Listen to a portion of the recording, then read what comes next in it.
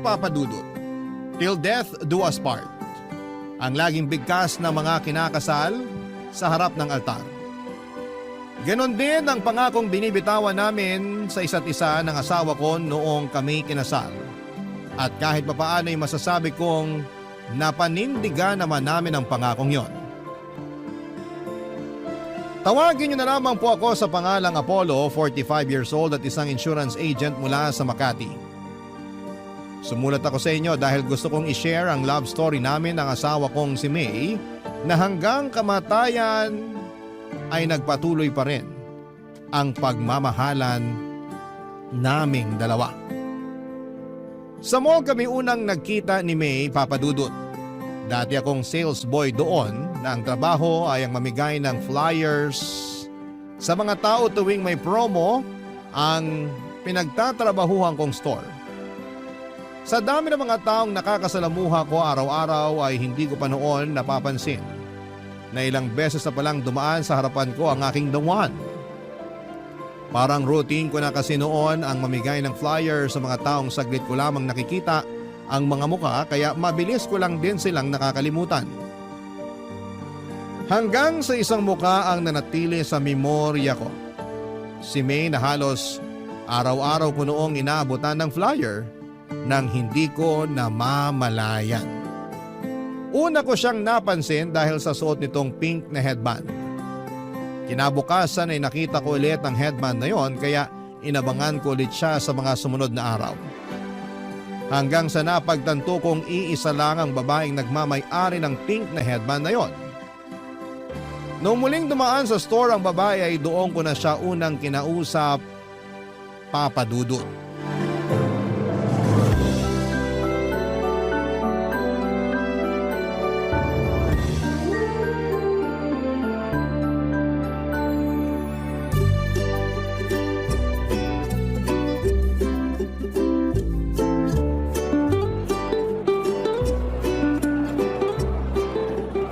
Good afternoon, ma'am.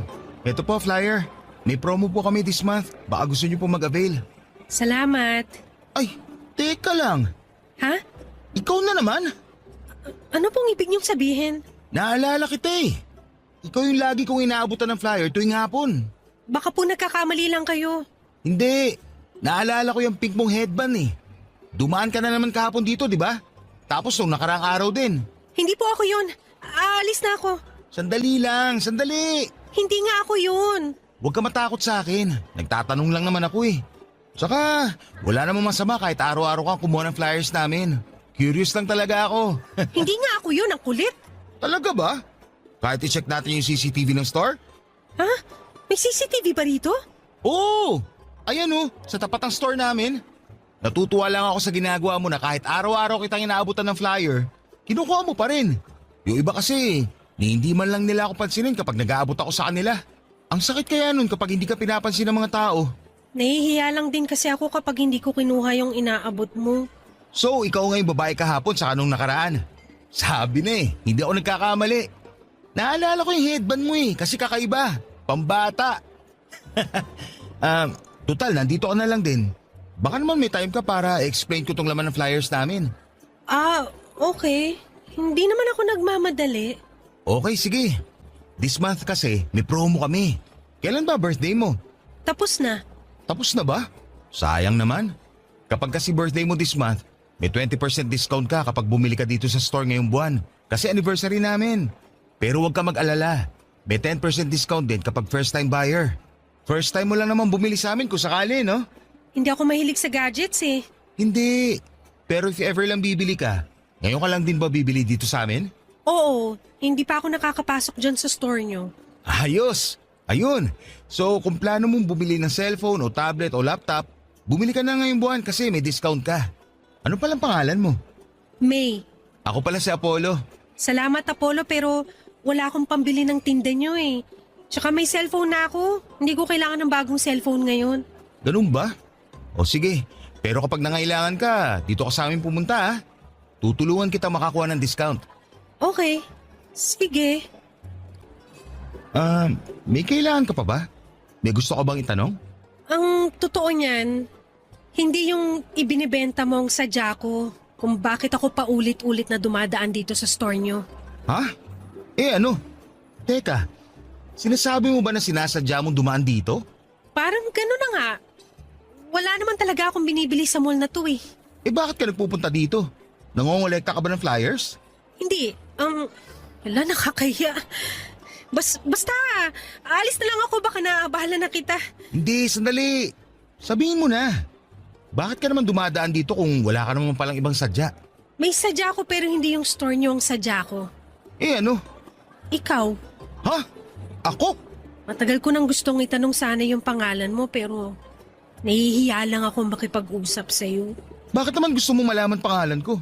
Gusto kitang hanapin sa Facebook para ma-add sana kita. Talaga? Bakit naman? Ang dami mo namang tanong. Crush kasi kita. Ayan, nasabi ko na yung dahilan.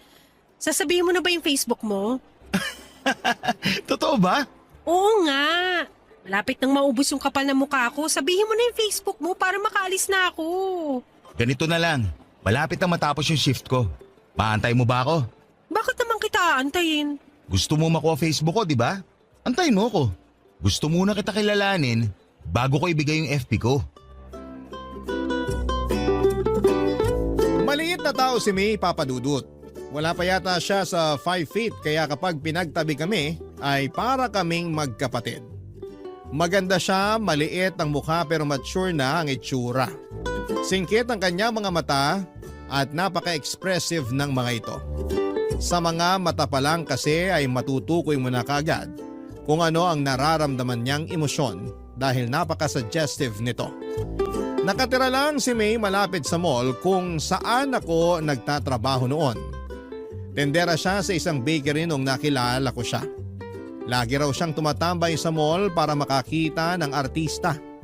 Marami kasing nagaganap na mall shows sa mall na pinagtatrabahuhan ko noon at karaniwan ay marami rin talagang artista na nagpupunta noon.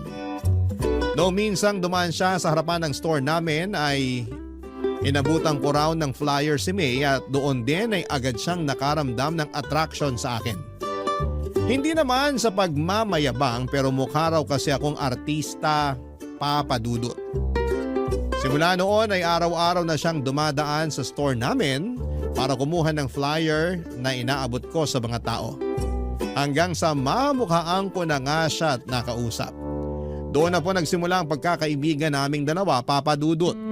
Kinuha niya ang Facebook account ko para doon ako kulitin. Kakaiba ang personality ni May, mapaglaro at weird ang ugali nito. Para bang malayo sa mga normal na tao kung tumatakbo or tumakbo ang pag-iisip niya. Siya yung tinatawag na out of the box kung mag-isip. May usapan nga kami noon tungkol sa mga alaga naming hayop.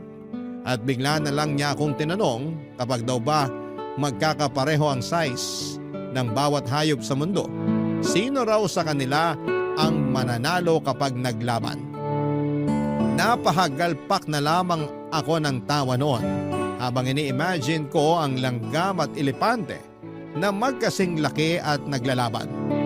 Kasabay nito ay napaisip din ako kung sino nga ba sa kanila ang mananalo. Dahil sa kakaibang personality na ito ni May, kung kaya naman ay nagkaroon din ako ng interes sa kanya. Kaya naman noon nagkaroon ako ng oras para magpahinga. Mula sa trabaho ay inaya ko siya para manood ng sine na agad naman niyang pinaunlakan, Papadudut.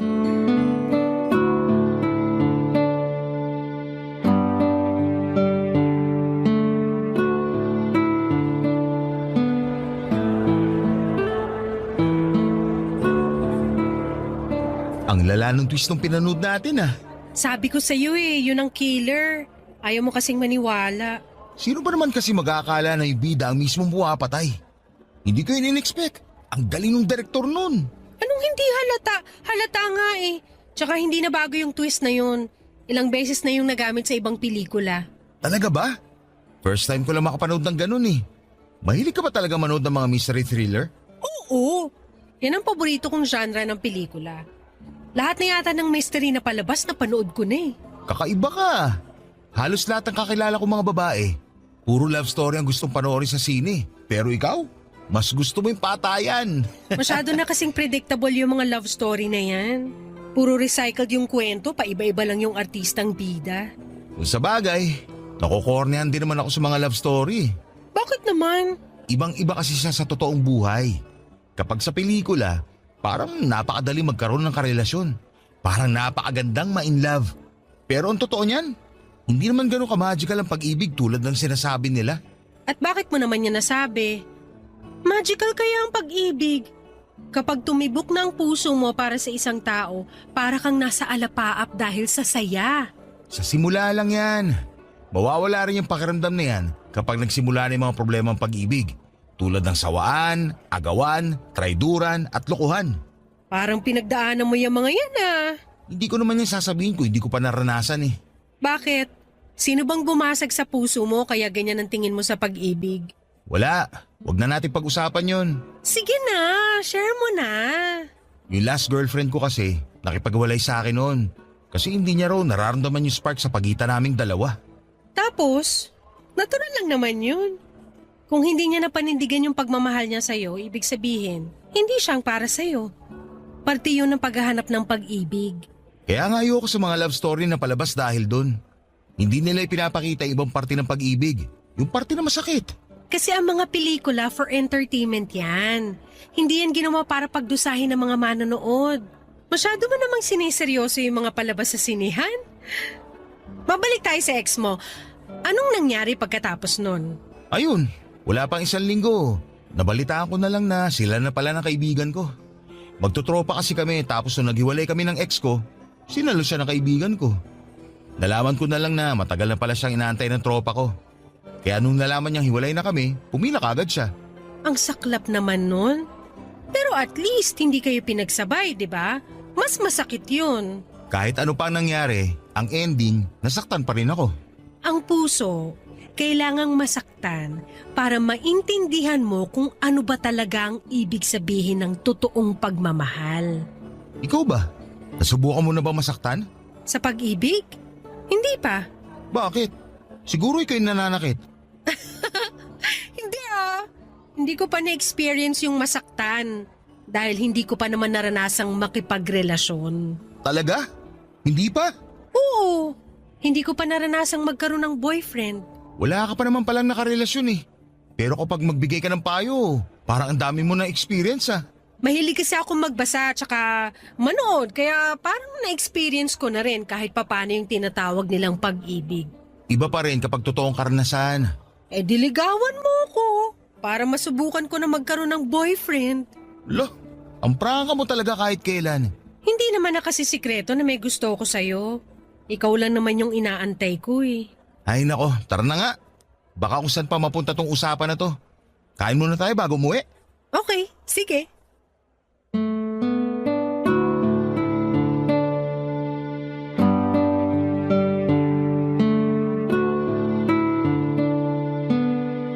Papadudot mabilis akong napaibig ni May dahil sa kakaibang ugali niya.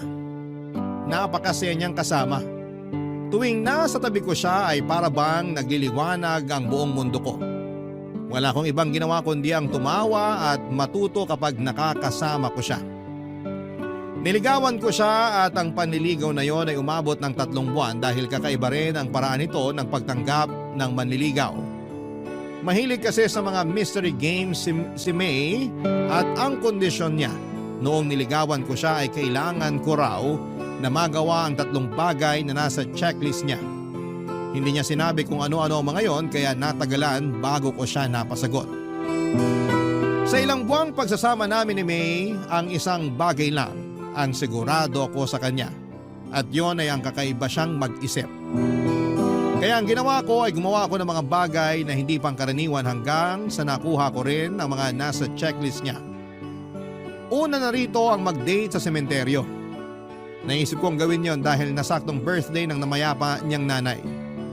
Sinamahan ko siyang dumalaw sa sementeryo at doon din ay nagdala kami ng pagkain at nag-date.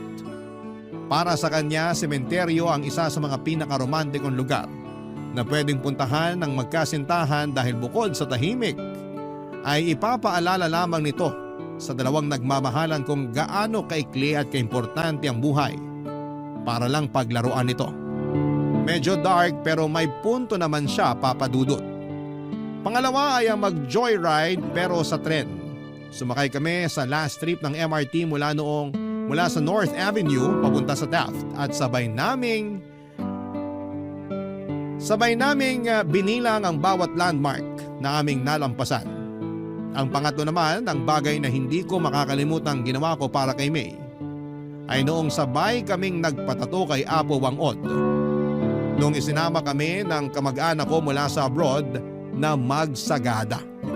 Pagkatapos noon sa mismong harapan ng mambabato, ay sinagot ako ni May, Papa Dudut. Barangay Love Stories. Barangay Love Stories. Ang relasyon namin ni May ay umabot ng 5 taon bago kami nabiyayaan ng isang lalaking anak. Noong nag-celebrate ng 1 taon ang anak namin ay nagdesisyon kami ni May na magpakasal. Sabay naming binuo ang isang pamilyang masaya at puno ng mga hindi malilimutang karanasan. Matapos nga ang 3 taon ay nasundan pa ang panganay namin ng isa namang babae. Maayos ang naging buhay namin ni May sa mga sumunod na taon.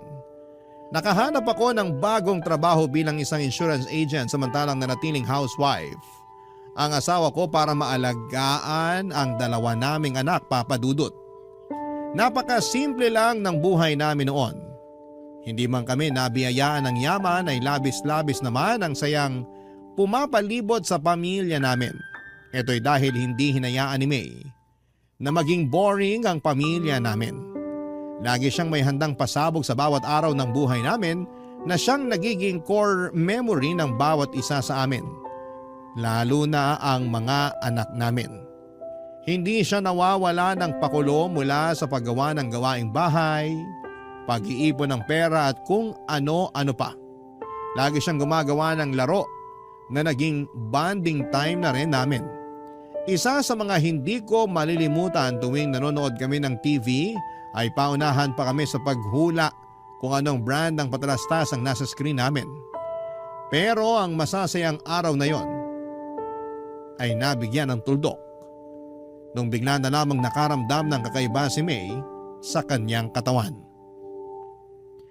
Laging sumasakit ang binti nito noon.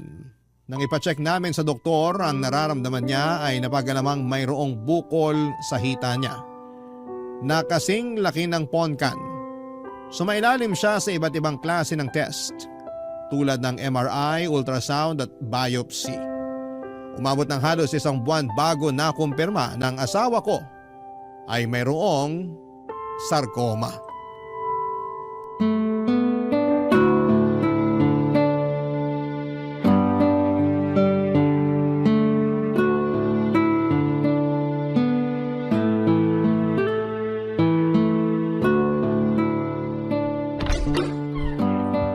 Mahal, nandito na ako. Maaga ka umuwi ngayon ah. Oo, wala akong masyadong nakasabay mag-commute. Ewan ko ba? Sana ganun lagi para maaga ako nakakauwi. Nasaan pala yung mga bata? Tulog sila pareho. Halika rito, tabihan mo ako, may papagawa ako sa'yo. Ano yun? Ito, ginawan kita ng word search puzzle. Word search? Oo, bilugan mo yung mga salitang mahahanap mo rito. Para saan naman to? Basta, may 5 salita akong nilagay dyan. Okay, wala bang clue? Ano mga salita yung hanapin ko? Mga medical term. Medical term? Okay. Ayun, malignant, tama ba? Tama, 4 pa. Ano pa ba? Hindi ako maalam sa mga medical na to eh. Ito, tama ba to? Biopsy! Galing! 3 pa, dalingan mo. Para saan ba kasi to? Basta, kapag nahanap mo na lahat yung words, may ibabalita ako sa'yo. O sige. Ayun! Therapy. Ayun pa! Tumor! Isa na lang. Nasaan pa ba? Hindi, mali. Nahanap ko na yung huli! Cancer! Congrats! Ano namang kinalaman ito sa ibabalita mo sa akin? Ano ba yung mga nahanap mong salita? Cancer, tumor, therapy, malignant, tapos biopsy. Teka, dumating na ba yung mga test mo sa ospital? Oo, nagkausap na kami ng doktor ko kanina. Confirmed. Ang alin? Yung mga binilugan mong salita, yan yung sakit ko. Cancer. Ano? Pinaglaro mo ako para lang sabihin may cancer ka? Pinaglolo ko mo ba ako, May? Ang boring naman kasi kapag sinabi ko lang sa'yo ng diretsahan. Mas maganda yung may thrill para surprise. Sa tingin mo, nakakatuwa itong ginagawa mo? Buhay itong pinag-uusapan natin. Magseryoso ka naman kahit ngayon lang. Hindi lahat pwedeng gawing laro. May cancer na nga ako, pinapagalitan mo pa ako. Sorry. Ikaw kasi. Anong sabi ng doktor? Anong klaseng cancer? Anong stage? Sarcoma. Ano yun? Anong klaseng cancer yun? Hindi ko maalala yung sinabi ng doktor. Parang cancer sa buto at sa tissue. Parang ganun. Buong katawan. Kailangan ko raw ng treatment para maagapan yung pagkalat ng cancer. Kailan ka magsisimula? Wala pang date. Sinabi ko kay Doc na kakausapin muna kita tungkol dito. Magpa-treatment ka na. Huwag na natin patagalin to. Pero kakayanin ba natin yung gastos? Huwag mo nang problemahin yan. Ako nang bahala sa gastos. Magagawan ko yan ng paraan. Hindi ba mas makakabuting mamatay na lang kaysa idamay ko pa kayo sa problemang to? Anong pinagsasabi mo? Ang pera, nahahanap yan. Ang buhay, hindi na yan napapalitan. Mas gusto ko na lang na malubog sa utang kaysa mamatay kami. Tandaan mo yan. Oh, nagagalit ka na naman. Ayoko lang na ganyan ang iniisip mo. Walang mabuting maidudulot ang pagkamatay mo. Kaya labanan mo yung sakit mo. Para sa mga anak natin at para sa akin. Sige. Oo, lalaban ako. Magpapagamot ako. Alam na ba to ng mama mo? Ikaw pa lang ang pinagsabihan ko. Tatawag ako kay mama mamaya baka sakaling makahiram din tayo sa kanya ng panggastos. Kakausapin ko rin yung mga kapatid ko tungkol dyan. Basta ang mahalaga ngayon, magsimula ka na sa treatment mo. Papadudot lumaban si May at ginawa ko ang lahat para matustusan ang mga gastusin para sa treatment niya. Nag-apply ako sa mga loans at naghanap ng sideline para mabayaran ang mga hospital bills ni May. Hindi rin naman po kami pinabayaan ng mga kamag-anak at kaibigan namin. Nagpaabot din ng tulong ang pamilya ni May, ganoon din ang mga kapatid ko. Minsan kapag nasa ospital kami, ay ang mga in-laws ko ang nagbabantay sa mga bata. May oras nga noon na ilang linggong nawalay sa amin ng mga anak namin dahil kinailangan namin magstay sa ospital noon. Sa awa ng Diyos, ay nalaban na naman ni May ang kanyang sakit matapos siyang magpa-opera. Tumalab ang treatment nito at sumailalim sa remission o pagkawala ng mga sintomas ng kanyang sakit ang asawa ko. Sobra-sobra ang pasasalamat ko noon sa Diyos. Dahil dininig nito ang mga panalangin ko na habaan pa ang buhay ni May. Masyado pa kasing bata ang mga anak namin para mawala ng ina. Kaya nakahinga ko nang sabihin ng mga doktor na maayos na ang lagay ng asawa ko na wala ng sintomas ng cancer sa katawan niya. Unti-unti ay bumalik sa dati niyang sigla si May, sabay naming binawi ang mga oras at panahong nasayang dahil sa sakit nito, kasama ang mga anak namin. Muli naming binalik ang dating sigla ng aming pamilya at sa loob ng 3 taon ay namuhay kami ng tahimik at masaya. Subalit muling sinubok ang tatag at pananampalataya ng aming pamilya nung muling nagparamdam ang sakit ni May.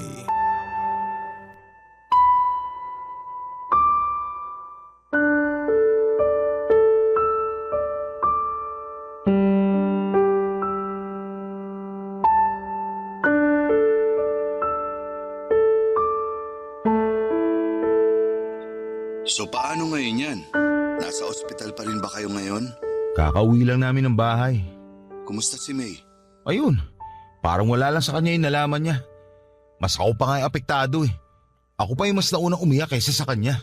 Ganun naman talaga si May eh. Hindi masyadong nagpapakita ng kalungkutan. Ayaw kasi niya na madamay yung mga tao sa paligid niya. Matapang yun eh, pero kahit ganun, samaan mo na lang muna siya. Alam ko na kahit hindi yun nagpapakita ng emosyon eh, mabigat ang pakiramdam nun ngayon. Alam ko naman yun. Nagpapahinga na siya ngayon. Kailan ulit siya sasailalim sa kimo niyan? Bukas na ulit. Medyo aggressive daw yung cancer sa katawan niya. Kaya mas madugo ang treatment ngayon kaysa noon. Hayaan mo, isasama ko siya sa mga panalangin ko. Manalig lang kayo sa Diyos. Malalampasan niyo rin to katulad ng dati. Salamat, Dan. Kung kailangan niyo ng tulong, huwag kang magdalawang isip na tawagan ako. Pwede ako magbantay sa mga bata kapag nasa ospital kayo. Salamat pero nakausap ko na si nanay tungkol dyan. Siya muna ang tatao dito sa bahay kapag nasa ospital na kami. O siya, sige na. Magpahinga ka na rin. Salamat sa pagtawag, pre ha. Walang anuman. Apollo? Apollo? Sandali lang po, nandyan na. O ma, pasok po kayo. Nasaan ang anak ko? Okay na ba siya? Nasa kwarto po si May, nagpapahinga na po siya. Bumiyahe ako agad nung nabasa ko yung text mo. Ano bang nangyari sa kanya? Sumakit po yung likod niya kaninang umaga. Namimilipit na siya sa sakit, kaya itirakbo ko na lang siya sa ospital. Anong sabi ng doktor? Maayos na ba siya? Ma, bumalik po yung cancer ni May. Ano? Diyos ko, May. Akala ko ba maayos ng lahat? Akala ko pa wala na siyang cancer. Yun nga rin po ang alam namin eh. Pero sabi ng doktor, may pagkakataon talaga na bumabalik yung tumor sa mismong pinanggalingan nito. Mahabaging Diyos, ano nang nangyayari dito sa anak ko? Ma, sa inyo ko lang po muna sasabihin to. Hindi pa po to alam ni May. Pero bago kami umuwi, nakapag-usap kami ng doktor niya. Anong sinabi niya sa'yo? Masyado daw aggressive yung cancer cell sa katawan ni May. Binigyan na po siya ng doktor ng taning. Anong sabi mo? 2 weeks hanggang 2 months na lang daw po itatagal ng katawan niya. Hindi ito maaari. Baka naman nagkakamali lang yung doktor. 2 weeks? Magkausap lang kami kahapon ni May sa video call. Ang lakas-lakas pa ng anak ko. Basta ang sabi lang po sa akin, ihandaan na lang po natin ang mga sarili natin. Pero ma, huwag niyo na lang mo sanang sabihin to kay May ha. Ayokong mapanghinaan siya ng loob. Diyos ko, ang anak ko. Gagawin naman daw po ng mga doktor ang magagawa nila para mapahaba pa ang buhay ni May. Umaasang tumalab yung treatment at mapahina ulit yung cancer katulad ng dati. Pero sa pagkakataong to, baka raw po medyo dehado. Anong klaseng doktor yan kung hindi pa man nagsisimula yung treatment nawawala na sila ng pag-asa?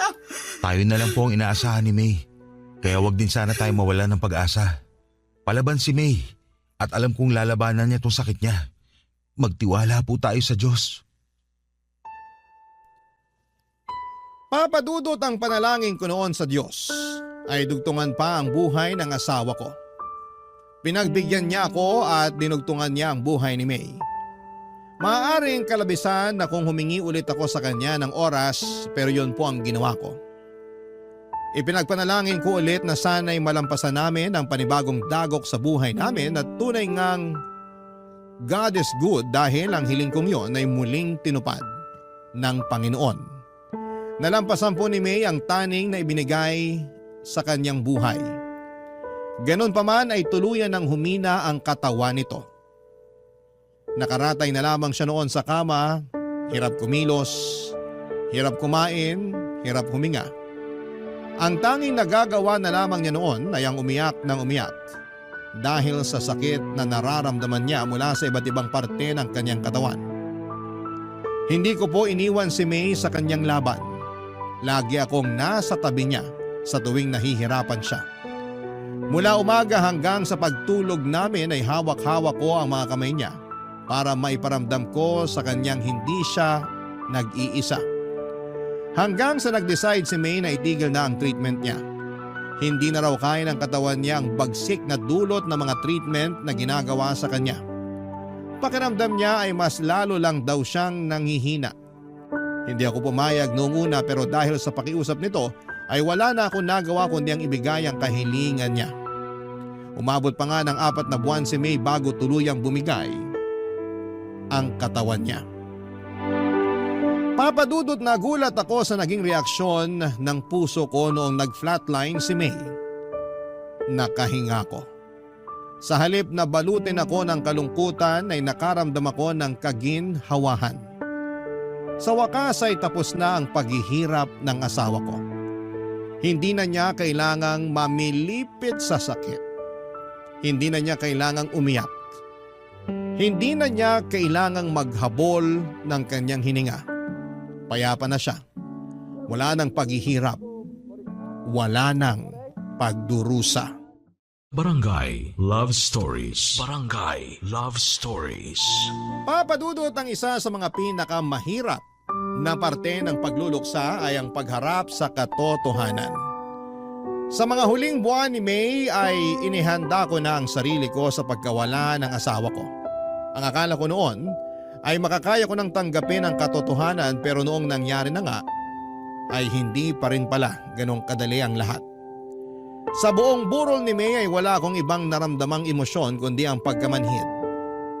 Marahil noong mga panahong yon ay hindi pa napoproseso ng utak ko ang mga nangyayari. Para akong robot na sinunod ang lahat ng kahilingan ng asawa ko.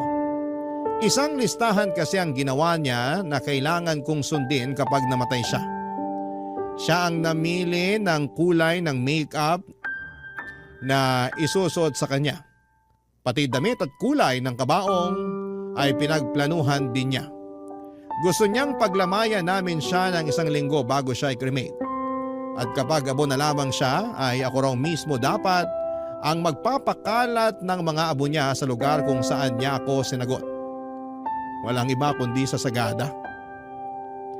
Ginawa ko ang lahat ng iyon, Papa Dudut, maliban sa hunintong kahilingan na ikalat ang abo niya. Hindi ko pa kasi siya kayang bitawan. Kaya naman pinagsantabi ko muna ang kanyang kahilingang yon. Matapos i-cremate si May ay sakalang nag-sink in sa akin na wala na talaga ang asawa ko. Hindi na niya maisusuot ang paborito niyang damit. Hindi na niya magagamit ang mga make-up na nakakalat pa rin sa kanyang vanity mirror. Hindi na niya matatapos ang librong binabasa niya na nooy 3 chapters na lamang ang natitira. Wala na ang asawa ko. Isa yung katotohanan na nahirapan akong tanggapin. Gabi-gabi akong umiiyak sa CR, Papa Dudut, habang pilit na tinatago ang nararamdaman kong kalungkutan mula sa mga anak ko. Para bang naging routine ko na ang tumambay sa CR habang binabalikan ang mga masasayang ala-ala namin ni May. Isang gabi habang nakatambay ako sa CR at inaalala ang mga old pictures namin ng asawa ko ay bigla akong tinawagan ng kaibigan kong si Dan, Papa Dudut.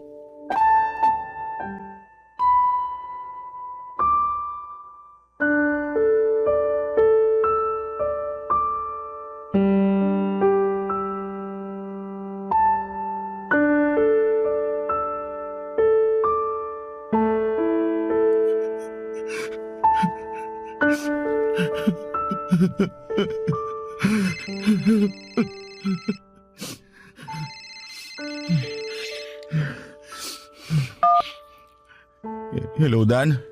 Napatawag ka. Hello pre, gising ka pa ba? Hindi ba kita naabala? Hindi naman. Gising pa ako. May inaayos lang ako. Bakit? May problema ba? Wala naman, kukumustahin lang sana kita. Maayos naman ako ngayon. Talaga? Alam ko na nasa sitwasyon ka ngayon kung saan hindi mo na pwedeng i-deny yung nangyari. Ngayong tapos na ang lahat, ngayon mo lang mararamdaman yung sakit ng pagkawala ng asawa mo. Alam ko yun kasi naranasan ko na rin yan nung namatay yung asawa ko. Kaya naiintindihan ko kung hindi ka man okay ngayon. Ang hirap lang talagang tanggapin, pre. Ito mga nakaraang araw, akala ko kaya ko eh. Yun pala, nakakaya ko lang yung bawat araw kasi maraming tao nakapaligid sa akin. Nandiyan na kayo ng kaibigan at pamilya ko. Pero ngayon mag-isa na lang ako. Ngayon lang tumama yung sakit. Ngayon ko lang naramdaman yung kalungkutan. Ang hirap. Sobrang hirap. Yan din ang sinabi sa akin ni May noon. Sinabi ni May? Anong ibig mo sabihin? Ang totoo niyan pre, tumawag ako sa iyo ng ganitong oras dahil kay May. Hindi kita maintindihan, pare. Bago namatay si May, nagkaroon kami ng pagkakataong mag-usap.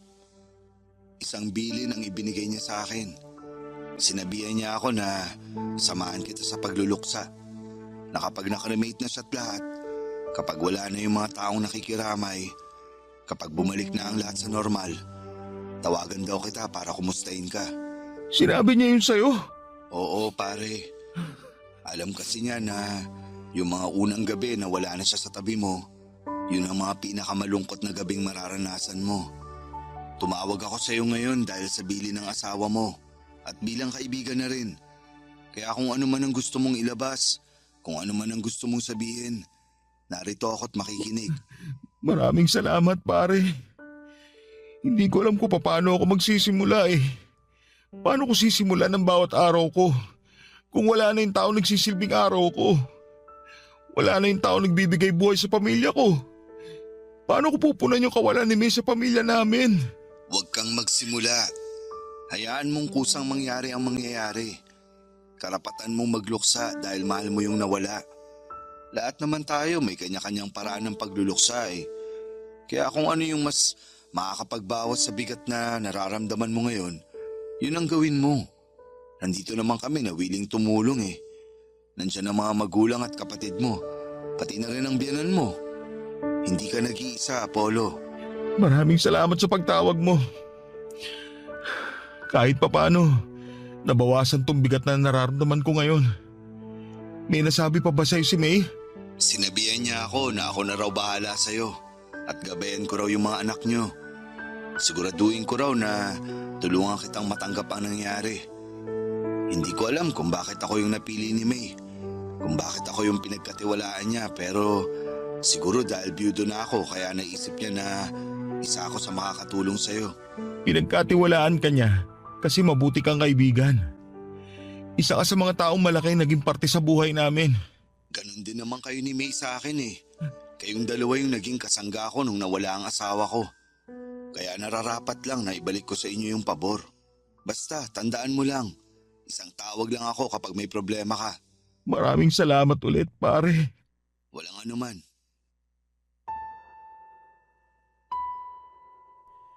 Nagulat ako papadudot na kahit nawala na si May, ay nagawa pa rin pala niyang magplano para sa hinaharap.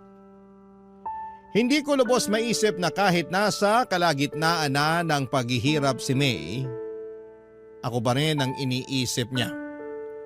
Mas lalo tuloy akong nalungkot at nangihinayang sa sanay magandang buhay ng asawa ko. Napakabata pa niya para pumanaw. Marami pa siyang pwedeng mapasaya sa buhay kaya sobra akong nasayangan sa sanay buhay na pwede pa nitong maranasan. Papadudot din nilang si Dan ang binili ni May na tumawag sa akin. Sa ika-40 days ng pagkamatay ni May ay nagkaroon ng memorial service sa bahay. Doon ay nilapitan ako ng kapatid ko at isang sulat ang ibinigay niya sa akin, papadudot. Anito ay sulat yon ni May para sa akin. Pero ang kapatid ko ang nagsulat nito dahil hindi na kaya noon ni May ang bumangon. Basahin ko raw ito kapag wala ng tao sa bahay. Kapag mag-isa na lamang ako at nakakaramdam ng kalungkutan. Sa sulat ay kinumusta ako ni May. May mga ilang bilin din siya sa sulat, papadudot, kung ano ang dapat kong gawin sa mga naiwan niyang gamit. Gusto niyang itapon ko na ang mga personal niyang gamit. Ang mga damit naman na pwede pang isuot ay idonate ko raw sa mga nangangailangan. Huwag daw ako mag-iwan ng bagay na magpapalungkot lamang sa akin. Kinabukasan ay yun po ang ginawa ko.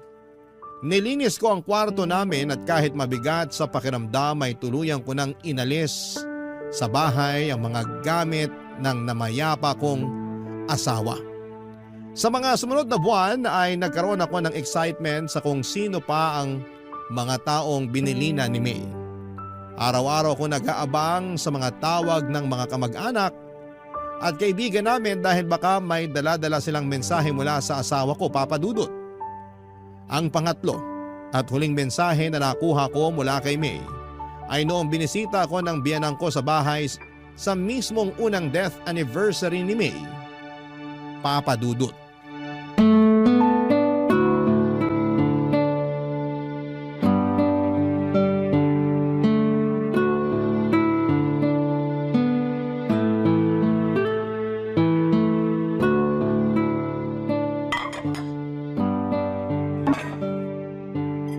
Ma, ako na po dyan. Hindi na, ako na magliligpit dito. Dalhin mo na lang to sa kapitbahay nyo. Pansit yan tsaka puto. Sayang din kapag hindi naubos, wala namang iba ng kakain. Maliban na lang kung may darating ka pang bisita. Wala na pong darating. O siya, itong itinabi kong ulam, ulamin nyo na lang bukas. Sige po. Nakakapagod tong araw na to. Alam mo ba, simula alas 4 nagluluto na ako. Sabi ko naman po kasi sa inyo, Ma. Mag-order na lang po tayo para hindi kayo mapagod. Hindi pwede. Kapag nag-order tayo, para na rin nating ininsulto si May. Dapat bigyan pa rin natin siya ng oras kahit na sa paghahanda lang ng anibersaryo ng pagkamatay niya. Alalahanin natin siya sa pamamagitan ng pagkaing inihanda natin para sa kanya mismo. Salamat po pala sa pag-prepare ng handa ngayon. Walang anuman. Nasabi na sa akin yan ni May bago pa siya pumanaw. Binili na niya ako na pagsapit daw ng death anniversary niya, ako raw ang magluto ng handa dahil hindi ka raw marunong magluto. Binili na niya rin po kayo? Oo. Nung hinatid mo yung anak mo sa eskwela noon, ako yung naiwan na nagbantay kay May. Nag-usap kami tungkol sa buhay-buhay, tapos nabanggit niya na natatakot siyang mamatay. Hindi dahil mawawala na siya sa mundong to, kundi dahil maiiwan niya kayong mag-aama niya. Paano na lang daw kapag may handaan? Sino na raw ang magluluto? Tapos napag-usapan namin, yun nga, tungkol sa death anniversary niya na samahan kita kasi alam niya na hindi ka marunong maghanda sa mga ganitong klaseng okasyon. Kahit kailan talaga. Kahit wala na siya rito. Kami pa rin ang inaalala ni May. Ay, ganun talaga yung batang yon. Mas iniisip niya yung kapakanan ng iba kaysa sa kanya. Bago pala siya pumanaw, may iniwan si May para sa'yo. May iniwan po siya? Ano po yun? May nirecord siya para sa'yo. Sabi niya, iparinig ko raw to sa'yo sa first anniversary ng kamatayan niya. Nasaan po? Ay, taka, nandito sa cellphone ko eh. Tulungan mo nga akong hanapin, nasa recording yun eh. Amin na po. Ako na ang titingin. Ayan yung cellphone ko. Hanapin mo na lang. 556655 ang passcode. Sige po. 556655. Tapos sa recording po, no? Oo, May ang nakalagay na pangalan. Ayun po. Nakita ko na. Play ko na po. Sige, play mo na. Hello, mahal. Isang taon na ba ang lumipas? Ang bilis naman. Parang kailan lang nung nawala ako ah.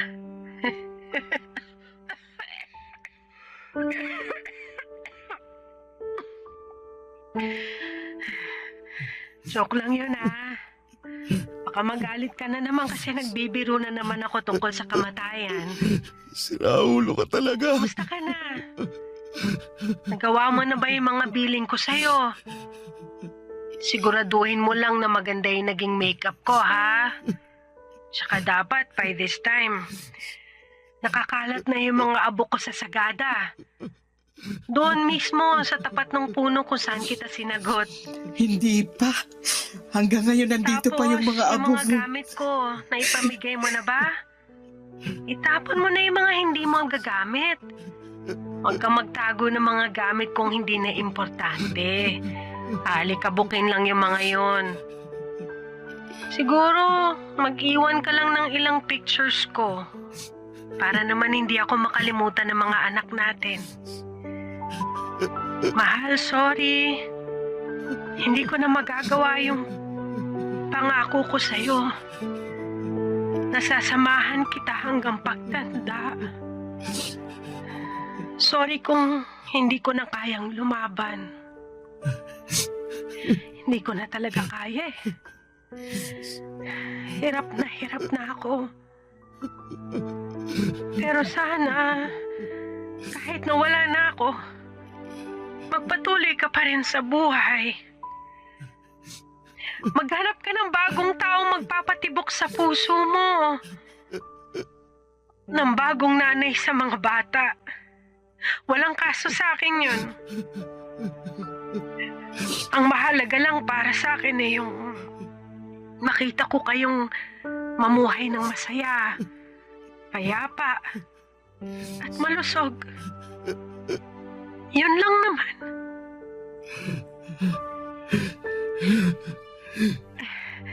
Ito na yung huling habiling ko sa'yo. Ikaw nang bahala sa mga bata, ha? Paalam, mahal ko. Paalam, mahal.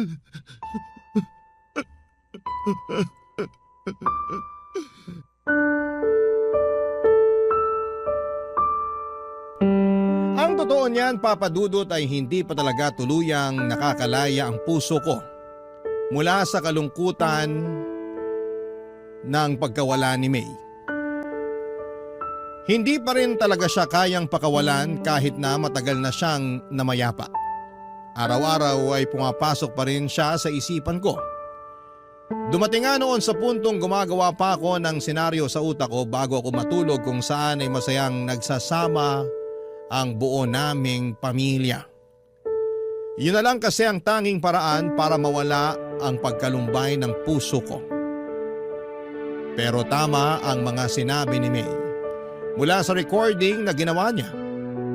1 taon na ang lumipas at kailangan ko na siyang pakawalan. Hindi pwedeng lagi na lamang akong nakasilip sa nakaraan, Papa Dudut. Kailangan kong harapin at tanggapin ang kinabukasan na wala na si May para na rin sa mga anak namin. Unti-unti ay sinanay ko ang sarili ko na wala ng May sa tabi ko. Ginawa ko ang lahat bilang single parent para mabigyan ng magandang kinabukasan ang mga anak ko. Nung nakahinga na ang puso ko ay dinala ko ang mga bata sa sagada at doon ay ikinalat namin ang mga abo ni May. Papa Dudut, hindi na po ako nakapag-asawa pang muli at sapat na sa akin ang 2 anak namin ni May. Hindi man kami buo ay masaya at kontento naman ang pamilya namin. Hindi ko na kailangan ng bagong pag-ibig pa dahil buo ang puso ko sa pagkakaroon ng 2 anak. Ngayon ay kailangan ko na lamang gampanan ang trabaho ko bilang magulang sa kanila sa pamamagitan ng mga natutunan ko sa dati kong asawa na si May. Hanggang dito na lamang po ang kwento ko sa inyo, Papa Dudut. Ang inyong forever, kapuso at kabarangay, Apollo. Dear Papa Dudut, mapagpalang araw po sa inyo at sa lahat ng bumubuo ng Barangay LS. Pati na rin po ang mga nakikinig ngayong araw. Magbabakasakali po ako na mapili at mabasa ninyo ang sulat ko sa mismong araw ng undas. Laking pasasalamat ko po kapag nagkataon. Tawagin niyo na lamang po ako sa pangalang Junie, 29 anyos. Taga-Aklan na po ako ngayon pero nangyari po ang kwento ko noong nakatira ako sa Antique. Lumaki po ako na walang ama. Ang tumayong tatay ko po noon ay yung stepfather ko na si Tito Domeng. Kaya nang mamatay ang nanay ko ay siya na lamang ang naiwan sa akin. Hindi niya ako pinabayaan kahit na hindi naman niya ako kadugo. Aaminin ko po agad sa inyo na matatakotin po akong tao. Madali akong magulat at nagbubutil-butil po talaga ang pawis ko kapag nakakaramdam ako ng takot. Mula pagkabata po kasi ay nakakakita ako ng mga ligaw na kaluluwa.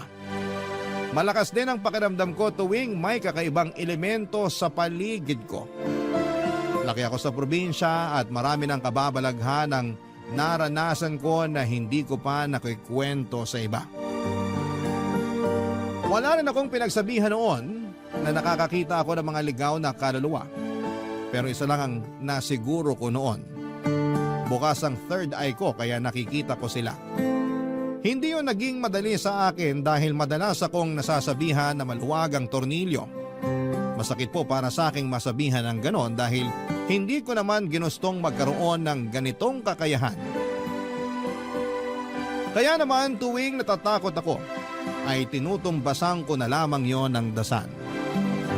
Hindi naman ako araw-araw nakakaranas ng kababalaghan pero tuwing nakakakita ako ng isang ligaw na kaluluwa ay binabangungot po ako, Papa Dudut.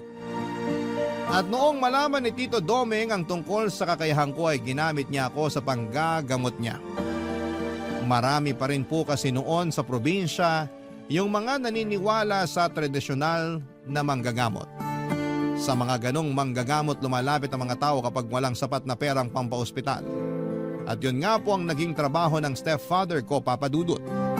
Noong bata pa ako'y bilib na bilib ako sa kanya sa paniniwalang nakapanggagamot nga talaga siya. Pero nang lumaki na't nakapag-isip ng mabuti, ay saka ko lang napagtanto na malaking kalokohan lang pala ang lahat, Papa Dudut.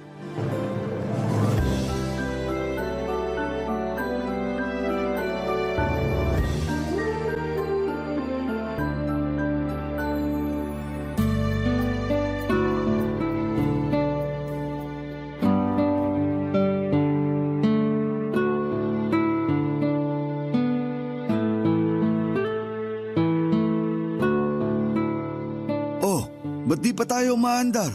Titingnan ko muna yung gulong, Tito. Flat yata. Ha? Ngayon pa talaga? Pudpud na kasi yung gulong nitong tricycle eh.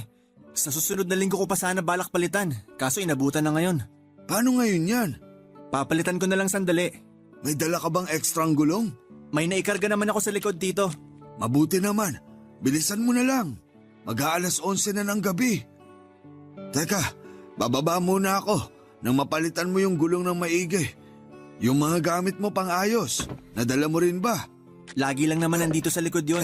Buti na lang talaga naisipan kong ikarga tong gulong kanina. Kung hindi, baka dito na tayo magpapalipas ng gabi. Hindi tayo pwedeng magpalipas ng gabi rito, Juni. Bakit naman, Tito? Basta, Nga pala, Tito. Ano ba talagang sakit nung matandang ginamot nyo kanina? nung matandang babae. Siyempre, nag-imbento lang ako ng sakit. Pero mukhang maayos naman yung kalagayan ng matanda. Dala na lang siguro ng edad kaya nanghihina. Hindi na nga makatayo eh.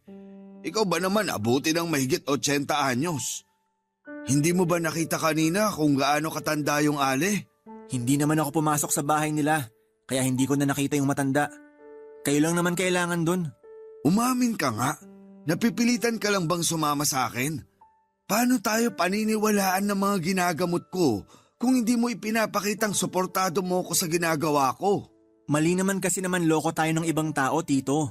Totoong herbal naman yung pinababayaran ko sa kanila. Hindi ko nga lang alam kung magagamot nun yung sakit na meron sila. Pero hindi ko nakasalanan yun. Sila tong may kailangan sa akin. Yun na nga, Tito eh. Kailangan nila kayo kasi wala silang pampaospital. Nagtiwala sila sa inyo. Pero naging katiwa-tiwala ba kayo? Hindi na mahalaga kung nagtiwala sila sa akin o hindi.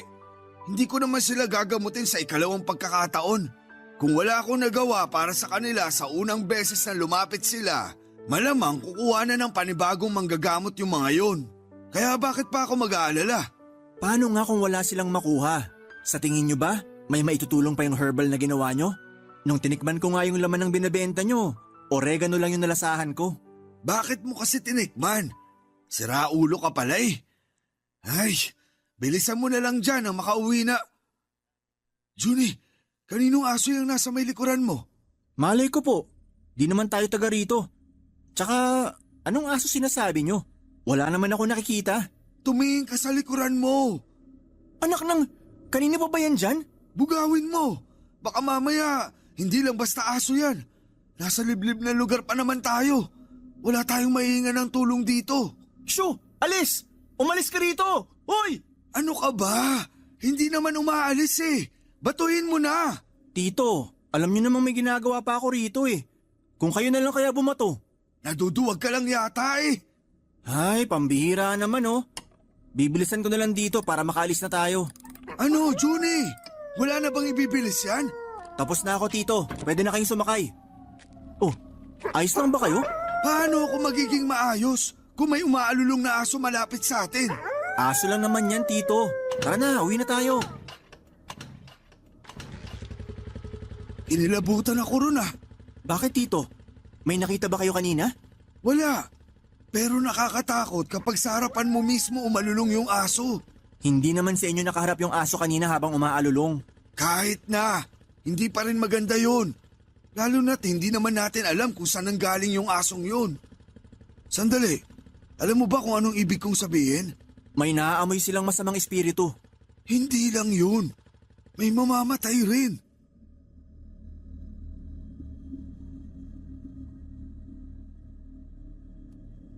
Papadudot kahit nakaramdam ako ng takot ng mga sandaling yon, ay nagpanggap na lamang ako kay Tito na hindi apektado sa mga nangyari.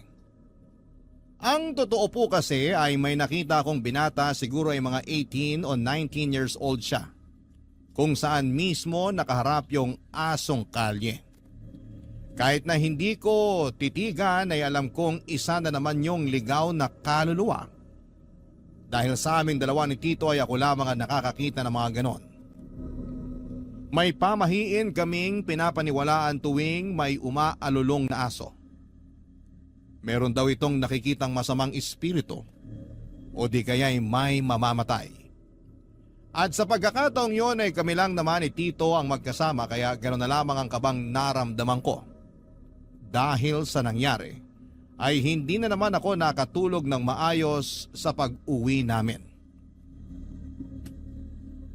Pasado 12:00 na noon nang lumabas ako ng bahay para manigarilyo.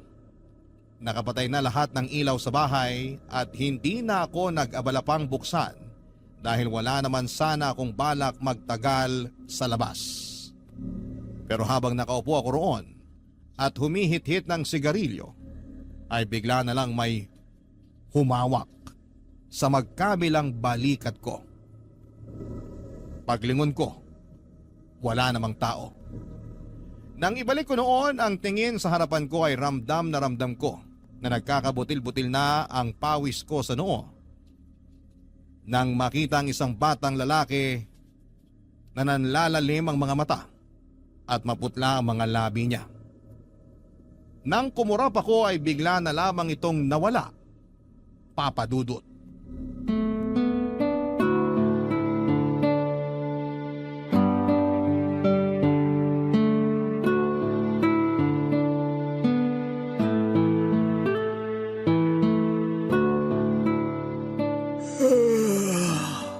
Parang antok na antok ka. Hindi ka ba nakatulog ng maayos kagabi? Naalimpungatan kasi ko kagabi. Ang ingay ng mga aso ng kapitbahay. Tahol ng tahol. Hindi naman siguro tayo sinundan nung asong nakita natin kagabi, no? Si Tito talaga. Di makamove on dun sa aso. Huwag nyo na kasing isipin yun. Hindi naman tayo sinundan ng aso. Kung sumunod yun at humabol sa atin, dun kayo matakot. Baka aswang na yun. Oh, bakit tawang-tawa ka dyan? Parang di ka duwag ah. Saka alam mo namang mapamahiin akong tao. At ikaw, alam kong naniniwala ka rin sa multo. Kaya huwag ka nang magtapang-tapangan dyan. Mag-almusal na lang tayo, Tito. Tapos na ako, kanina pa. Kumain ka na dyan. Naglaga ako ng kamote at itlog para sa almusal. Ayusin mo yung sarili mo. Hindi pwedeng paantok-antok ka sa pupuntahan natin mamaya. Tito, baka naman pwedeng mamasada na lang muna ako. Kayo na lang pumunta ron sa gagamutin nyo. Hindi naman ako kailangan dun eh. Kayang-kaya nyo na yun. Ano? Seryoso ka ba? Hindi pwede. Walang maghahatid sa akin papunta ron. Kung gusto nyo, ihahatid ko na lang kayo. Pero hindi na ako sasama sa inyo sa panggagamot. Bakit? Ayaw mo na ba akong tulungan? Hindi naman sa ganon, Tito. Hindi na kasi kaya na konsensya ko yung ginagawa nyo. Hindi naman talaga kayo nakakapanggamot eh. Yang bibig mo! Baka may makarinig sa'yo. Pwede namang manghilot na lang kayo. Bakit kailangan nyo pang magpanggap bilang manggagamot? Kasi doon ako madaling magkakapera. Maraming taga rito sa atin na naniniwala pa rin sa mga katulad ko. Naghahanap buhay sila, Tito. Bawat halagang binabayad nila sa inyo, pinaghihirapan nila yon. Kaya lumaban naman sana kayo ng patas. Anong lumaban ng patas pinagsasasabi mo dyan? Hindi ba ako lumalaban ng patas? Kung nagtatrabaho sila, nagtatrabaho rin ako. Pinaghihirapan ko rin yung ibinabayad nila sa akin. Alam mo, kaya di ka umaasenso kasi masyado kang madrama sa buhay. Ano sa tingin mo? Pang-drama sa radyo buhay mo? Umayos ka nga. Hindi mo na problema kung paano nila kinita yung pera nila. Ang mahalaga, binabayaran ka. Ganun lang yun. Kung hindi mo titibayin yung sikmura mo, magugutom ka talaga. Maraming paraan para kumita nang hindi ka nanloloko ng mga tao, Tito. Ginusto niyo lang talaga yung ganyang gawain, kaya nakasanayan niyo na. Tigilan mo na nga yan. Huwag mo na akong pangaralan. Mag-asikaso ka na. Sasama ka sa akin mamaya. Sabi ko ho, ihahatid ko na lang kayo mamaya. Susunduin ko na lang kayo kapag pauwi na. Tawagan niyo na lang ako. Bakit ba ang tigas ng ulo mo? Kailangan nga kita ron. O sige, sasama ako. Pero magkalinawan po sana tayo. Yun na yung huling beses na sasama ako sa inyo. Kasi sa susunod na pilitin nyo pa akong sumama, mapipilitan na akong sabihin sa mga ginagamot nyo na peke kayong manggagamot. Kung marunong kang tumanaw ng utang na loob, hindi mo gagawin yan sa akin. Pwede naman akong tumanaw ng utang na loob sa ibang paraan. Pero hindi sa gusto nyo, Tito. Kapakanan nyo lang din naman ang iniisip ko eh. Paano kung malaman ng mga nagpapagamot sa inyo na hindi naman talaga nakakatulong yung ginagawa nyo? Paano kung karmahin kayo sa panloloko nyo sa kanila? At yung pinakamalalang pwedeng mangyari, paano kung may mamatay ng dahil sa inyo? At bakit naman may mamamatay ng dahil sa akin? Maiintindihan nyo rin yung sinasabi ko pagdating ng araw, Tito. Pero sana, hindi na tayo umabot sa puntong yon.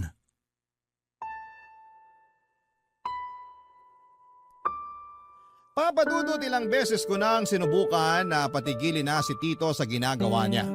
Tuwing may inilalapit sa kanya na may lagnat o pananakit ng katawan, ang matik na sinasabi niya ay napaglaruan daw ng elemento. Minsan naman ay sinasabi niyang may nagbabantay na kaluluwa at doon niya ginagamit ang kakayahan ko. Sinasabi niya na may nakikita akong kaluluwang gumagambala sa kanila kahit na ang totoo ay wala naman talaga. Dahil kung meron man ay hindi na kakailanganin pang magsinungaling ni Tito.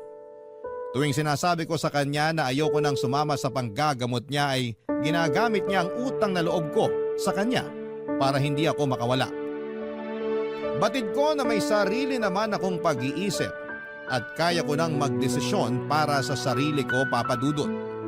Pero hindi ko naman siya magawang iwanan dahil wala na siyang pamilya o malapit na kamag-anak doon sa lugar namin.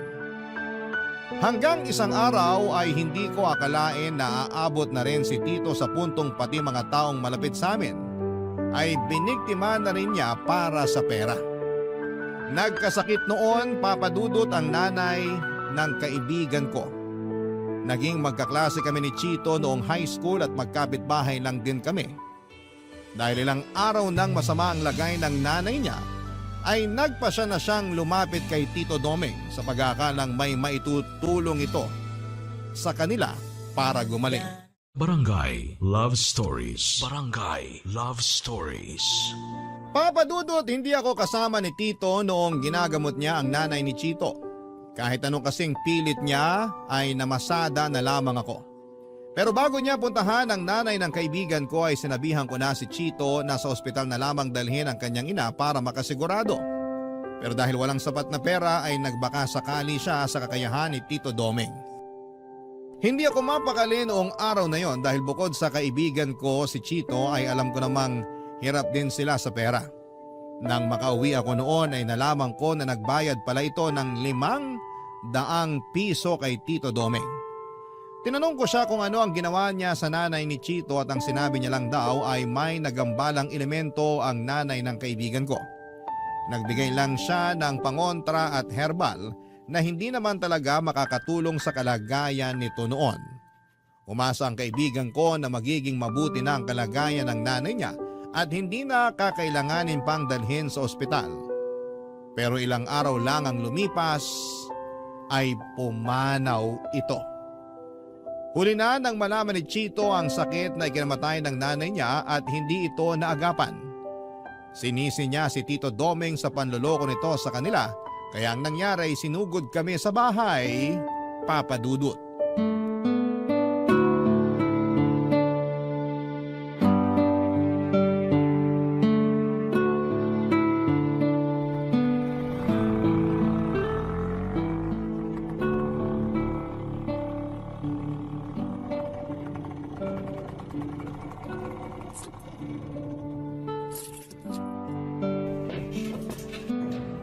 Ay, salamat. Nakauwi rin. Nasaan yung tatay-tatayan mo, manloloko? Sabihin mo, gusto ko siya makausap. Ha? Teka, bakit? Huwag ka na magbahang-mahangan! Sigurado ako na alam mo yung kalokohan na ginagawa ng tatay-tatayan mo! Hindi siya totoong manggagamot, di ba? Peke siya! Pati kami niloko niya! Teka lang tol, huminahon ka muna. Pag-usapan natin to ng maayos. Pag-usapan ng maayos? Namatay yung nanay ko! Nagawan ko pa sana ng paraan na mailigtas siya kung hindi lang sana kami niloko ni Mang Domeng! Tol, sinabihan naman kita, di ba? Sinabi ko na sa'yo na sa doktor mo na lang dalhin nanay mo. Anong gusto mo palabasin? Nakasalanan ko kaya namatay nanay ko? Ako ba yung nanloko dito? Palabasin mo na si Mang Domeng! Siya gusto ko makausap, hindi ikaw! Kauuwi ko lang.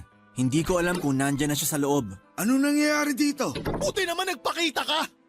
Napakasinungaling mong matanda ka! Sabi mo gagaling ang nanay ko! Tingnan mo kung nasa siya ngayon! Nasa morgue! Teka sandali, bakit naman ako yung sinisisi mo? Ginawa ko lang naman kung anong makakaya ko. Pero hindi ko hawak kung anong magiging kapalaran ng nanay mo, iho. Kung di nyo sana sinabi na gagaling na si nanay, nakagawa pa sana kami ng paraan! Sana sinabi nyo na lang yung totoong kalagayan niya! Hindi yung pinaikot nyo pa kami! Iho, hindi ako doktor na nakakagamit ng mga aparato para matukoy yung sakit ng nanay mo. Nakakapanggamot lang ako base sa kakayahan ko. Kaya hindi mo ako dapat sisihin sa nangyari sa kanya. Masama na yung lagay niya bago mo pa siya inilapit sa akin. Kung talagang malala na yung sakit niya, kahit ilang orasyon pat pangontra ibigay ko sa kanya, wala na ring silbi yun. Kasi wala kayong silbi! Peki kayong manggagamot! Nanluloko lang kayo ng mga tao para magkapera! Iyo, ikinalulungkot ko yung nangyari sa nanay mo. Pero sana, wag mo namang isisi sa akin yung pagkamatay niya. Mananagot ka sa nangyari kay nanay! Tol, Huwag mo na subukan ipagtanggol to matanda! Wala akong kasalanan sa pagkamatay ng nanay mo, Chito. Tanggapin mo na lang na hanggang doon na lang yung buhay niya. Tsaka sa tingin mo, kung nadala mo siya sa ospital nung araw na pinagamot mo siya sa akin, makakaligtas pa siya? Kakailanganin mo muna ng malaking halaga bago siya asikasuhin sa ospital. Nagkamalas-malas lang kasi sa akin pa napatapat. Ako patuloy yung nasisi. Napakawalang puso nyo talaga! Hanggang ngayon ayaw nyo pa rin aminin na nagkamali kayo? Umuwi ka na't asikasuhin mo na lang yung burol ng nanay mo. Huwag kang mag-alala. Magbibigay naman ako ng abuloy. Tito naman, tumigil na kayo. Hindi ko kailangan ng abuloy mula sa inyo! Itabi nyo na lang yon! Kasi baka isang araw, isa naman sa inyo ang mangailangan ng abuloy! Abat, pinagbabantaan mo ba kami? Hindi ko na kailangan gawin yon! Karma na bahala sa inyo! Huwag kayong mag-alala! Magbibigay ako ng pang-abuloy kung sakali! Aalis na ako! Pero tandaan nyo yung mga sinabi ko! Hindi ko gusto tabas ng dila ng kaibigan mong yun, Johnny. Masyadong mayabang. Kung pagbantaan ako, ganun-ganun na lang. Hindi nyo na sana pinatulan. Natural lang na mataas pa yung emosyon ng tao. Isa pa, hindi man kayo yung direktang may kasalanan sa pagkamatay ng nanay niya, may kasalanan pa rin kayo kasi niloko nyo sila. Ay, ganun ba talaga kahirap humingi ng tawad para sa inyo? Imbis na sa sitwasyong to, kayo yung magpakumbaba. Lalo nyo pang pinalala. Papadudot gustuhin ko mang makipaglamay kina Chito ay hindi ko nagawa yon. Sa takot na magkagulo lamang kapag nakita niya ko roon. Inirespeto ko na lamang ang gusto ng kaibigan ko at para makatulong kahit papaano ay palihim akong nagpaabot ng kaunting abuloy para sa yumao niyang ina. Nakisuyo lamang ako noon sa pinsan niya, ang kaso ay nalaman pa rin niya na sa akin galing ang pera kaya ipinabalik niya Papadudot.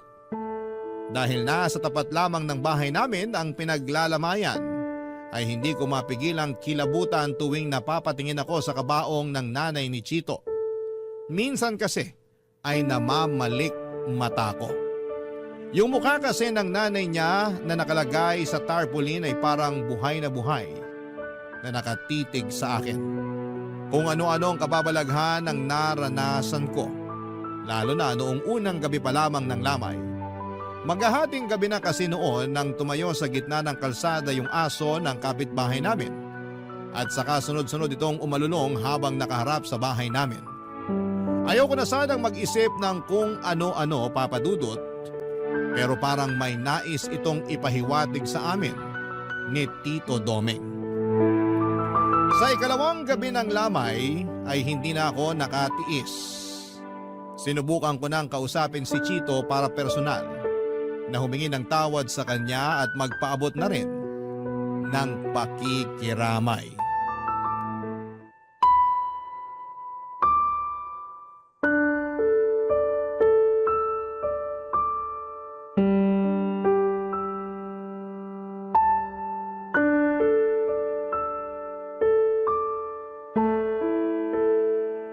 Tol, pasensya ka na. Dumiretso na ako rito sa bakuran nyo. Di ba sabi ko sa'yo ayoko makita pagmumukha mo dito? Ano yan? Naguhugas kamay ka ngayon? Tol, hindi.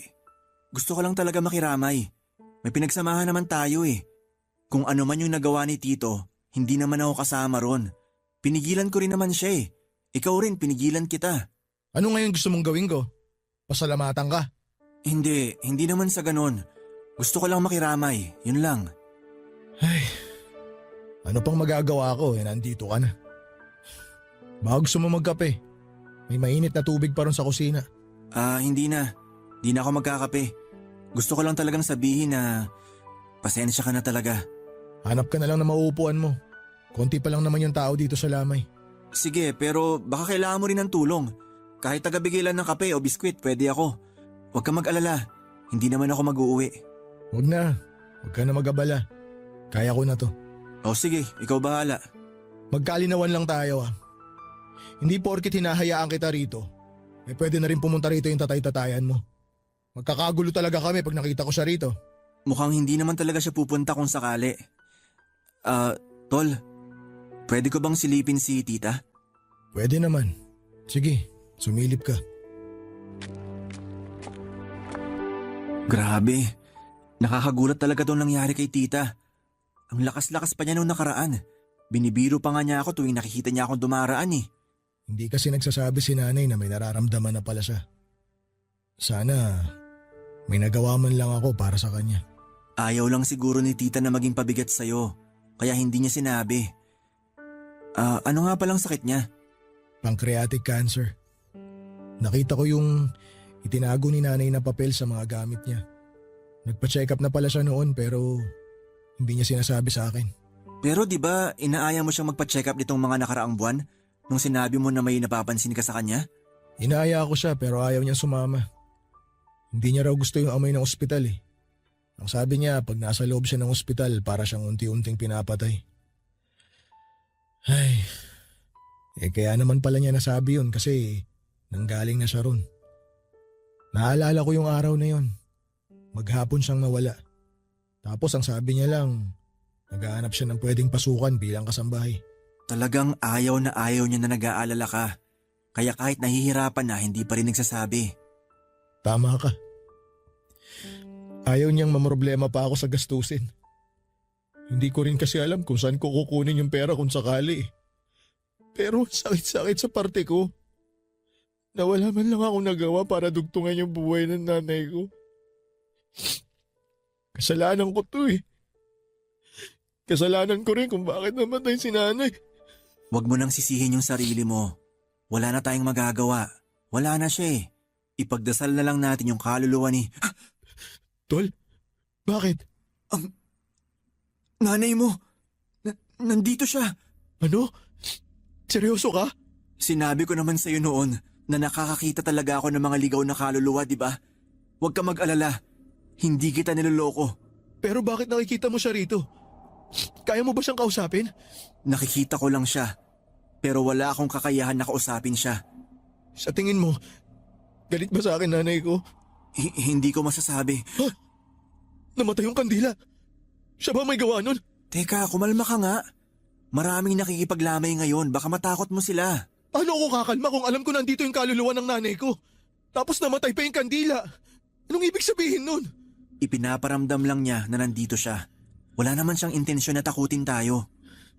Nandito pa rin ba siya? Oo. Nasa tabi mo. Tol naman! Huwag mo naman akong takutin ng ganyan. Totoo yung sinasabi ko. Pero hindi mo naman kailangan matakot. Si nanay talaga oh. Mahal na mahal ko naman siya pero wag naman sana siya magparamdam ng ganito. Baka pag nagkataon, dalawa na kaming paglamayan dito.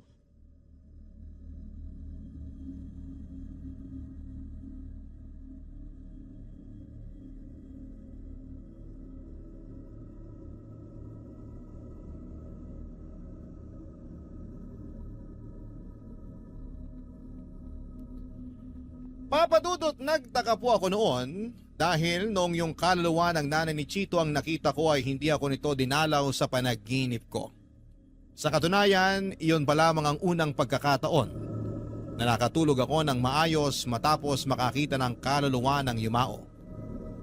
Tungkol naman kay Tito Doming, kahit nalaman niya na wala na ang nanay ni Chito ay hindi man lang siya humingi ng tawad at hindi pa rin siya tumigil sa panggagamot niya. May iba na namang gumaling sa tulong niya pero iyon ay dahil simpleng lagnat lamang talaga ang sakit nila at wala ng sintomas ng iba pang mga sakit. Pero bukod sa nanay ni Chito ay may nabanggit sa akin si Tito na may isa sa mga ginamot niya ang tuluyan ng namaalam. Ang malala doon, hindi pa rin siya nakonsensya sa ginawa niya. Papadudot, hindi ko alam kung bakit napakabigat ng pakiramdam ko nang umuwi sa bahay ni Tito matapos niyang ibalita na namatay yung matanda habang dinadasalan niya. At kaya ginabi siya ng uwi ay dahil may dinaanan pa siyang lamay ng gabing yon. Pagkagaling sa lamay ay diretsyo na agad siya pauwi sa bahay at hindi na naisipang pang magpagpag, dala ng kalasingan. Pero ang hindi ko alam, bukod sa pagsuway niya sa pamahiin tuwing may lamay, may isa pa pala siyang ginawang kalokohan na hindi ko akalain na magagawa niya ng mga panahong yon, Papadudot. Barangay Love Stories. Barangay Love Stories. Papadudot, ng minsang umuwi si Tito ay nagtaka ko kung bakit may mga dala siyang pagkain. Noong tinanong ko siya kung saan galing yon, ang sabi niya lang ay bigay lang daw yon ng mga ginamot niya. Binigay lamang bilang pasasalamat. Pero syempre hindi ko siya nagawang paniwalaan dahil malakas talaga ang pakiramdam ko noon na may ginawa na naman siyang kalokohan.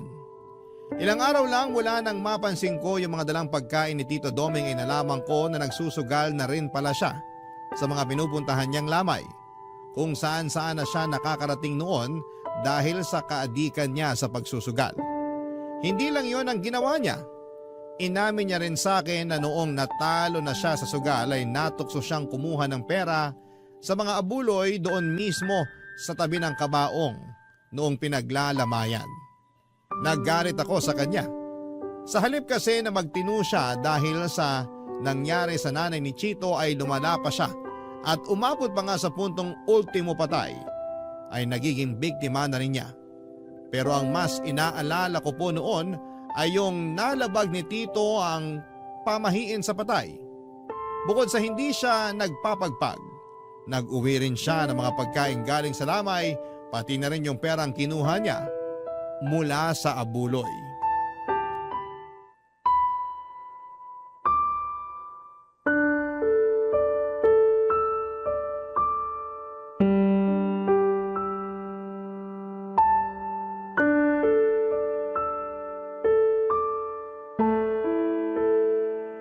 Ang tagal naman ni Tito Doming.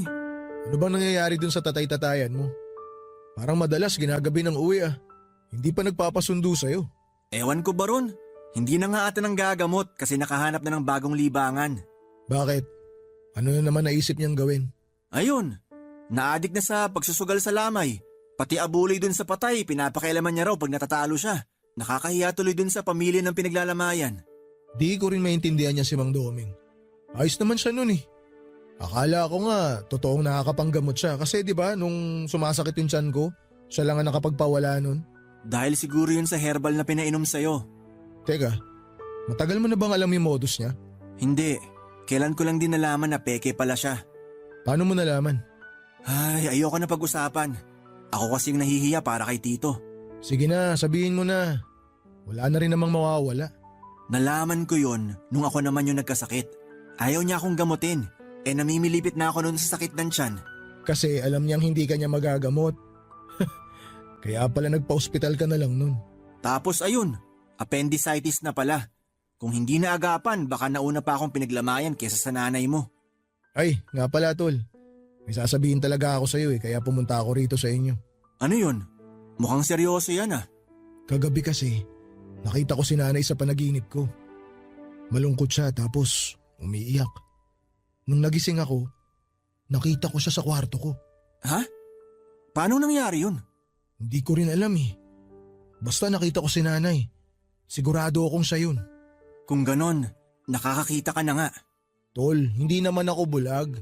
Sira, nakakakita ng mga kaluluwa yung ibig kong sabihin. Alam ko naman, binibiro lang kita.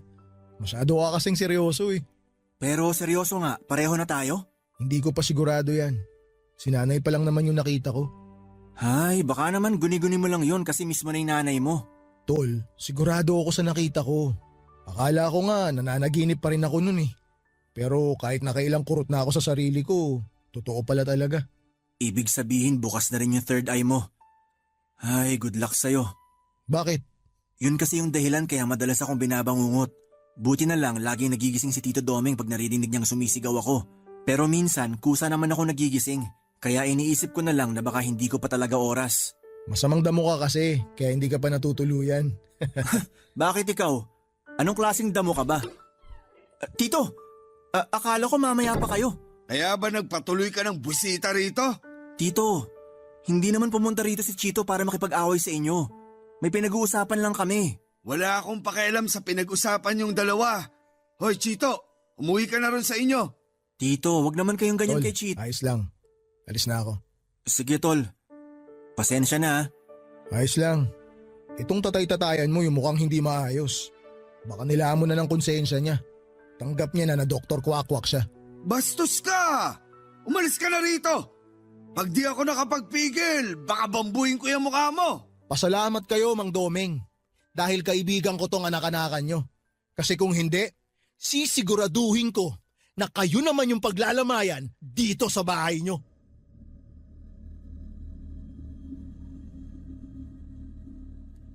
Papadudot, mabuti na lamang at hindi nagkasakitan ng mga oras na yon sina Chito at Tito Domeng. Hanggang sa pagkakataong kasing yon ay hindi pa rin sila nagkakaayos. Sa pag-uwing yon ni Tito Domeng ay napansin ko kaagad ang butil-butil na pawis niya mula sa kanyang noo. Pati na rin sa ibang parte ng kanyang katawan. Parang pagod na pagod siya. Nang tanungin ko siya ay sinabi niyang masama raw ang pakiramdam niya. Hanggang sa nauwi na nga sa trangkaso ang sama ng pakiramdam ni Tito. Binantayan ko siyang magdamag, pinainom ko siya ng gamot at pinunasan ang katawan niya para bumaba ang lagnat niya. Pero walang nagbago sa nararamdaman niya, Papadudot. Kahit alalang-alala na ako noon sa kalagayan niya, ay pilit pa rin niyang sinasabi na ayos lamang siya at mawawala rin yon. Pero makalipas ang isang linggo, hindi pa rin bumababa ang lagnat ni Tito Domeng. Ang pinagtataka ko lamang noon ay tinubuan na rin siya ng malalaking butlig sa katawan. Nagtutubig po yun at kapag pumutok na ay nagiging sugat naman. Batid kong nahihirapan na noon si Tito kaya sinabi ko na sa kanyang dadalhin ko na siya sa ospital. Pero hindi po siya pumayag.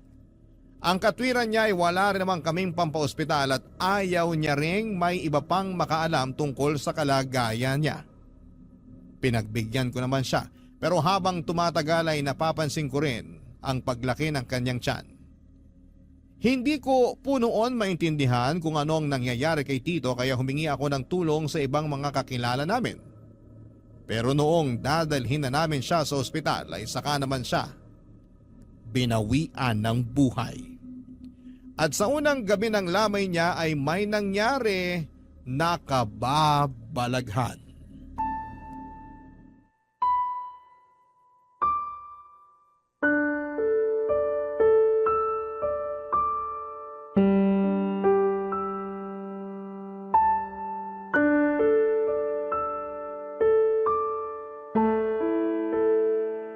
Tol, nakikiramay ako. Salamat. Grabe, Wala pang isang buwang nalilibing si nanay tapos ngayon, si Mang Doming naman yung pinaglalamayan. Ay, pasensya ka na nga pala sa mga nasabi ko noon sa kanya. Nadala lang ako ng galit. Hindi mo kailangan humingi ng pasensya. Naiintindihan ko naman yung nangyari. Salamat, Tol. Pero sa tingin mo, ano kayang kinamatay ni Mang Doming? Hindi ko rin alam. Hindi rin kasi matukoy kung ano yung sakit niya. Hindi kaya nabarang si Mang Doming? Kasi kung kulam lang, posibleng magamot pa siya eh. Kasi mula nung naglabasan yung mga sugat niya sa katawan, ilang araw lang ang itinagal niya. Yung barang kasi, Tol, intensyon talaga na patayin yung taong dinapuan ng sumpa. Pero sino namang gagawa nun kay Tito Doming? Malay mo, may iba pa siyang nakaalitan. Basta ako, hindi ko magagawang magpakulam o magpabarang ng tao. Kahit na malaki pa yung kasalanan sa akin. Ngayong napag-usapan na natin yung barang, suspecha ko baka isa sa mga pinagnakawan niya ng abuloy yung nagalit sa kanya. Hindi malabong mangyari yun. Pero mahirap din mambintang. Mahirap patunayan kung sino yung nagpabarang kay Mang Doming eh. Lalo na kung hindi naman natin kilala kung sino yung mga galit sa kanya. Kahit naman loko-loko si Tito Doming, nakakaawa pa rin siya. Tsaka siya na lang yung meron ako. Ngayong wala na siya, mag-isa na lang talaga ako sa buhay. Ako rin naman eh. Si nanay na lang yung meron ako tapos nawala pa. Wala man lang sa mga kamag-anak ni Tito Doming yung dumating para makiramay. Sinubukan ko naman silang kontakin. Pero mga wala raw pamasahe. Uy, ayos ka lang? Bigla ka na lang natahimik dyan. Huwag mo sabihin may nakikita ka na naman. Tol, tingnan mo yung bangkay ni Mang Doming. Bakit? Anong meron? Tingnan mo yung bandang leeg niya. Parang may gumagalaw eh. Ano namang gagalaw dyan? Ikaw talaga, mananakot ka pa. Seryoso ko, tingnan mo, ayun oh. Parang may uod. Oo nga. Pero paano magkakauod yung bangkay ni Tito? Unang gabi pa lang naman ang lamay niya. Mukhang binarang nga si Mang Doming, Tol. Ganyan daw kasi yung nangyayari kapag namatay sa barang ang isang tao eh. Hindi pa rin nawawala yung sumpa kahit patay na siya. Uy, bakit natapon yung mga abuloy? Nasagi mo ba yung garapon? Hindi, ang layo ng kamay ko. Pasuyo naman, Tol. Ikaw na mamulot ng mga barya. Sisindihan ko lang tong kandila. Namatay na naman eh. Ay, sige, ako na pupulot sa mga barya. Hoy, ano ba yan? Huwag ka humarang. Nakita mo na ngang may pinupulot dito eh, tsaka ka patatayo sa harap ng kabaong. Uy, Manong! Pwede po bang umatras muna kay sandali? Pupulutin ko lang itong mga barya oh. Uy, sinong kausap mo dyan? Yung Manong na nakatayo dito sa... Ha? Mang Doming! Tol! Nandito siya! Tol! Ano? Nakikita mo rin ba siya? Oo, nakikita ko rin siya. Pero huwag ka na magpahalata. Tayo lang yung nakakakita sa kanya. Baka matakot yung mga tao dito sa burol kapag nalaman nilang nakikita natin yung kaluluwa ng pinaglalamayan. Pero... Sige na nga. Grabe naman oh. Bakit nagpapakita sa akin si Mang Doming? Hindi naman ako yung nagpabarang sa kanya. Nakita ko rin naman yung nanay mo nung burol niya. Teka, kilala mo ba yon? Sino? Ayun oh, yung binata na nakatayo ron sa may poste. Kanino ko pa siya napapansin na nakatingin dito. Akala ko naman kanina napatingin lang. Pero paglingon ko nandun pa rin siya. Hindi umaalis. Oo nga no. Titig na titig siya sa kabaong ni Mang Doming. Hindi kaya kamag-anak niya yan? Wala siyang kamag-anak dito. Eh sino yun? Hindi ko nga alam. Kaya nga tinanong kita. Ha? Tol! Nawala yung binata. Teka, saan naman pumunta? Ewan ko. Ang bilis na wala eh. Tumingin lang ako sa isang dali. Paglingon ko, wala na siya. Hayaan mo na. Baka napadaan lang. Baka nga.